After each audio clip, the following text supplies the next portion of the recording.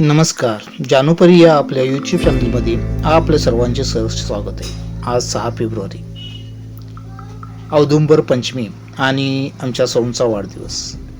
त्यामुळं भरपूर दिवसाचा प्लॅन होता की आज आपण औदुंबरला जायचं दत्त दर्शनासाठी.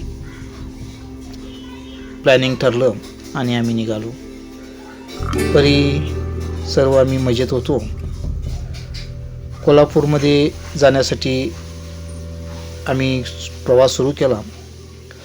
कोल्हापूर पास झालं, तिथून आम्ही पंचगंगा पास केली आणि शिये रोडला लागलो.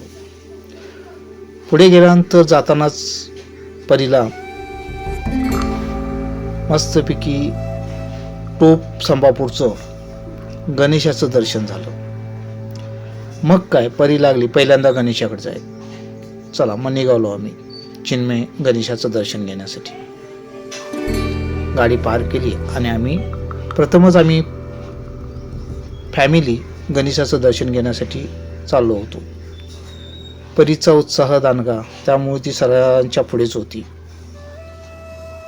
आणि एवढी मोठी मूर्ती बघितल्यानंतर परी तर काय जाम खुशीस. आम्ही दर्शन घेतलं. मूर्ती अत्यंत सुबक अशी, छान अशी आणि सर्वात मोठी मूर्ती बघितल्यानंतर परी पण एकदम खुश होती. डोळे भरून मूर्ती पाहून आम्ही चिन्मय स्वामींचं चित्रमय दर्शन पाहण्यासाठी गेलो. त्यांचा पूर्ण जीवन प्रवास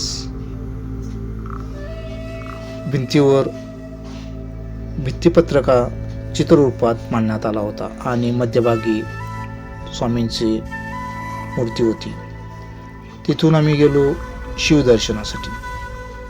शिवदर्शन बघितलं आणि तिथं स्वामींचे मग जी वापरातले कपडे असतील त्यांचं साहित्य, ते जे जे काय वापरत होते ते सर्व साहित्य आणि बारीक सारीक सर्व गोष्टी जतन करून ठेवण्यात आल्या होत्या.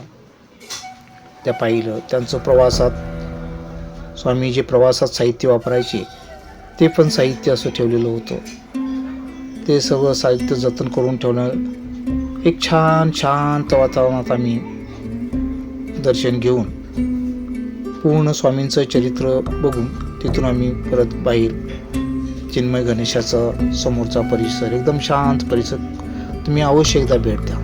तिथून आम्ही निघालो मग औदुंबरला. औदुंबरमध्ये प्रवेश करतानाच वाटेत आम्हाला एक पालखी सोहळा दिसला की जे मंदिराकडे चाललेला होता. एक भक्तिमय वातावरण होतं आणि त्या वातावरणात आम्ही श्री क्षेत्र औदुंबर येथे प्रवेश केला.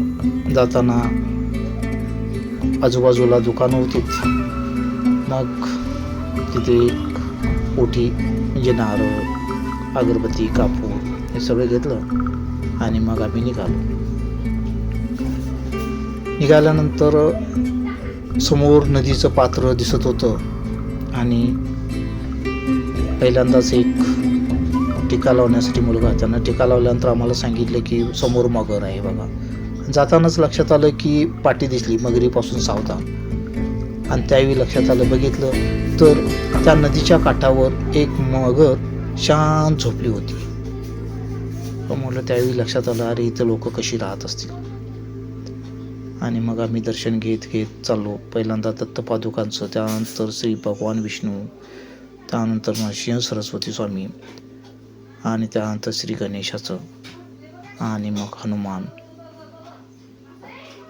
कृष्ण असं दर्शन घेऊन आम्ही तोपर्यंत ती पालखी पण आलेली होती. पालखीचं आणि श्री दत्त स्वामींचं दर्शन अगदी मस्त दर्शन झालं. गर्दी फार कमी होती. दर्शन छान झालं. समोर भजनी मंडळाचं भजन सुरू होतं आणि तिथंच त्यांनी पालखी पण आणून ठेवलेली होती. पालखीचं पण दर्शन घेतलं. दर्शन घेऊन एकदम शांत वातावरणात आम्ही थांबलो. मस्त वाटत होतं. एक आत्मिक समाधान असं लाभत होतं. पहिल्यांदाच आम्ही औदुंबर येथे आलो होतो. थोडा वेळ इकडे तिकडे फिरलो. नदीवर पायऱ्या केलेल्या होत्या. त्या पायऱ्यावर थोडा वेळ शांत बसलो.